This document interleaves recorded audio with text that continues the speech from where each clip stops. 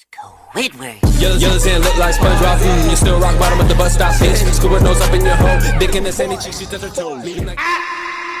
We've waited hours for nighttime and it's finally... Oke guys, malam itu di kediaman rumah keluarga rumah Cecil yang memperlihatkan si Patrick yang sudah menunggu berjam-jam lamanya untuk malam hari ini. Dia sekarang sedang berada di atas panggung dan akan membagikan sesuatu yang sangat spesial dengan para penggemarnya. Lalu Squidina langsung mematikan lampunya. Di tangannya si Patrick memegang yoyo yang bercahaya. Hal itu tentunya membuat satu penonton yang melihatnya langsung dibuat sangat takjub. Namun sayang, permainan yoyo itu hanya sekejap saja dan akhirnya pertunjukan pun telah selesai. Si penonton itu protes karena si Patrick yang tidak bisa bermain yoyo namun justru malah pergi begitu saja. Padahal dia sangat membutuhkan hiburan itu. What? No, you can't. Kemudian nongol sudah memakai baju tidurnya karena hari ini sudah larut malam. Jadi pertunjukan berhenti, namun si penggemarnya tetap ngeyel bahwa di malam ini merupakan malam yang sangat tepat untuk si Patrick melakukan pertunjukan hiburan lagi. Squidina lalu setuju dengan si penggemarnya itu karena dengan begitu pasti mereka akan mendapat lebih banyak penggemar lagi. Dan di sana justru si Patrick malah tertidur pulas. Akhirnya Squidina pun langsung segera pergi ke tempat kopi para pekerja ubur-ubur dan ia langsung membawa satu ubur-ubur. Saat si Patrick tertidur, Squidina langsung memasukkan ubur-ubur itu ke bokongnya. Tentunya atas kejadian tersebut membuat seluruh badan si Patrick langsung disengat habis-habisan. Si Patrick pun merasa sangat kesakitan, bahkan tubuhnya bisa berubah-ubah bentuk. Tujuannya tak lain agar si Patrick terbangun dari tidurnya. Singkat cerita, setelah semua persiapan sudah matang, tepat jam 12:30 malam acara pun telah dimulai lagi.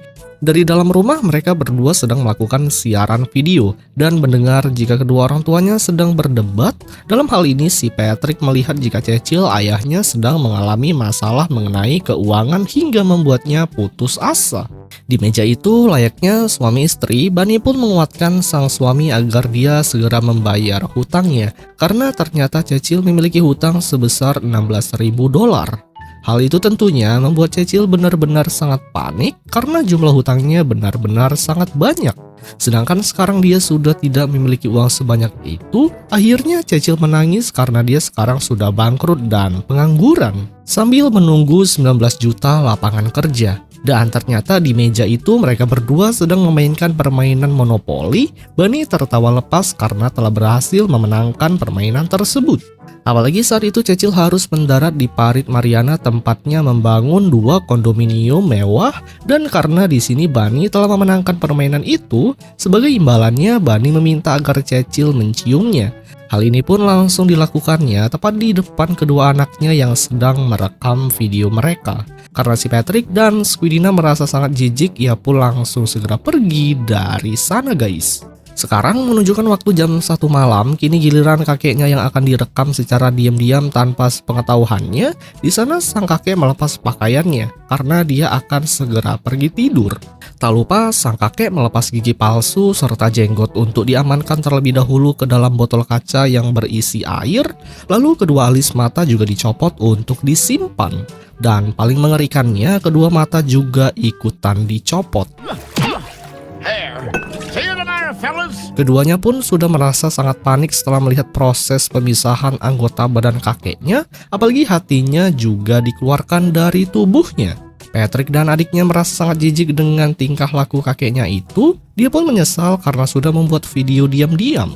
Si kakek kemudian langsung membaluri seluruh tubuhnya dengan pelembab. Lalu si kakek langsung mengusap-usap tubuhnya dan setelah semuanya selesai, ia akan segera pergi tidur. Mereka berdua yang melihat itu kemudian langsung segera pergi dari sana keluar rumah. Di luar mereka langsung teriak-teriak untuk menghilangkan semua ketakutannya. Saat itu Squidina pun menganggap bahwa kejadian aneh ini tidak terlalu sering, jadi dia berniat akan tetap merekamnya. Namun nyatanya di pinggir jalan mereka melihat ada seekor bulu babi yang sedang bermain dengan seekor kelinci.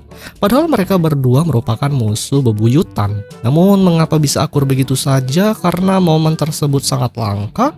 Akhirnya Squidina memutuskan untuk mengikuti keduanya untuk merekam video secara diam-diam. Di malam itu, kelinci dan bulu babi pergi masuk ke dalam klub hewan peliharaan. Squidina memutuskan untuk pergi masuk ke dalam, namun sayangnya si penjaga langsung melarang mereka berdua untuk masuk karena tempat ini hanya untuk para hewan peliharaan saja. Squidina kemudian segera pergi dari sana karena dia sudah memiliki sebuah ide. Setelahnya si Patrick menyamar sebagai siput peliharaan.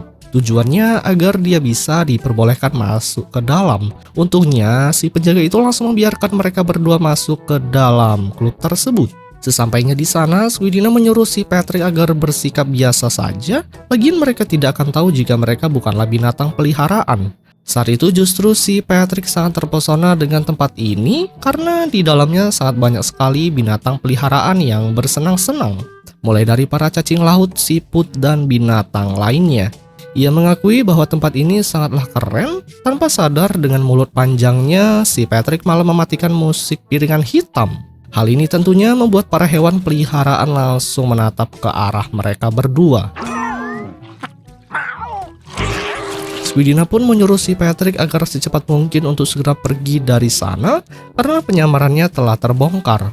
Beruntungnya sebelum diserang mereka berhasil pergi meloloskan diri. Justru kesempatan itu malah dimanfaatkan oleh kelinci karena dia tidak terima dengan ulah si Patrick dan Squidina karena sudah membuat onar di wilayah para hewan itu. Di sana juga ternyata ada si Gary, nampaknya sangat jelas jika si kelinci itu sudah memprovokasi semua para hewan itu untuk melakukan balas dendam terhadap warga kota Bikini Bottom. Sekarang tepat jam 3 malam, tujuan berikutnya yaitu ke sebuah tempat teropong raksasa yang mana ternyata sedang ada Sandy yang sedang melakukan penelitian. Si Sandy pun terkejut karena kedatangan dua sahabatnya. Squidina kemudian menjelaskan bahwa mereka berdua sedang mengadakan acara larut malam dengan cara merekam beberapa kegiatan orang yang ditemuinya. Si Sandy pun mengizinkan Squidina untuk merekam tentang kegiatannya. Saat itu si Patrick mulai menggunakan teropongnya dan ia menganggap di langit-langit dan batu besar berwarna abu-abu, padahal itu adalah bulan. Ia menjelaskan sedang mempelajari bulan untuk ilmu sains, namun si Patrick malah bilang jika sains itu membosankan. Alhasil di sinilah ia pun mulai menggerakkan teropong raksasa itu untuk melihat di sekelilingnya, namun dia malah merusak rumah-rumah milik orang lain. Bahkan si Patrick juga telah mengganggu kedua orang yang sedang lamaran di rumahnya. Lalu di jalan juga dia telah melihat kedua orang yang akan berkelahi. Namun karena kedatangannya justru membuat kedua pemuda itu sangat ketakutan dan mereka tidak jadi bertarung lagi. Si Patrick pun sudah merasa bosan dengan hal tersebut hingga suatu hari ia telah menemukan tontonan yang seru. Teropongnya melihat di rumah orang yang sedang menonton televisi. Sandy pun langsung segera mengambil teropongnya lagi, namun si Patrick menolak karena ia ingin menonton kelanjutan drama di TV itu, sehingga terjadilah perebutan di antara mereka berdua. Si Patrick tidak mau mengembalikan teropong itu, akibatnya membuat teropong itu berputar-putar tak terkendali. Di sana terlihat Patrick telah memasukkan matanya ke dalam teropong yang sangat serius. Hingga justru Patrick mengatakan bahwa dia telah melihat bulan berwarna pink, yang mana ternyata si teropong itu malah menangkap bokong si Patrick sendiri, guys. Sehingga atas kejadian itu Sandy sontak marah dan langsung melempar keluar keduanya. Sekarang waktu menunjukkan jam 4 malam, mereka pun akan pergi menuju rumahnya untuk pergi tidur karena dia yakin acara malamnya pasti akan sangat seru. Tanpa sepengetahuan mereka, para hewan peliharaan itu sudah menunggu momen tersebut. Saat itu mereka sedang berbincang-bincang mengenai aksinya tadi. Mereka sangat yakin pasti rencananya akan berhasil. Namun kejadian yang tak terduga justru mulai muncul karena para hewan peliharaan datang yang membawa 2 tank, pertanda mereka akan melawan Patrick dan saudaranya. Mereka siap bertempur sedangkan keduanya sudah mulai keringat dingin karena ketakutan. Gary kemudian muncul dari atas tank baja, mereka pun terkejut setelah melihatnya. Apalagi ternyata di sana juga sudah ada SpongeBob yang berhasil dijadikan tahanan. Si Gary yang kemudian berbicara di depan semua teman-temannya, tentunya mereka berdua tidak tahu bahasa hewan. Akhirnya si Gary meminta tolong kepada SpongeBob agar menerjemahkan bahasanya. Yang intinya saja, Gary sudah tidak suka lagi dengan orang-orang karena menganggap dirinya adalah yang paling sempurna. Namun ketika semua orang sudah bersiap membuka makanan untuk memberi hewan peliharaan masing-masing, secara tiba-tiba saja hewan peliharaan itu langsung segera pergi kembali ke tempatnya semula. Untungnya nasib keduanya berhasil selamat. Singkat cerita, jam 6 kurang, mereka telah berhasil pulang ke rumahnya. Di sana Squidina langsung menggosok giginya lalu langsung berkumur-kumur. Karena ketika giginya sudah bersih, tidurnya akan nyenyak seperti orang mati. Keduanya langsung segera pergi tidur masing-masing, namun alarm menunjukkan jam 6 pagi sehingga mereka harus melanjutkan episode berikutnya.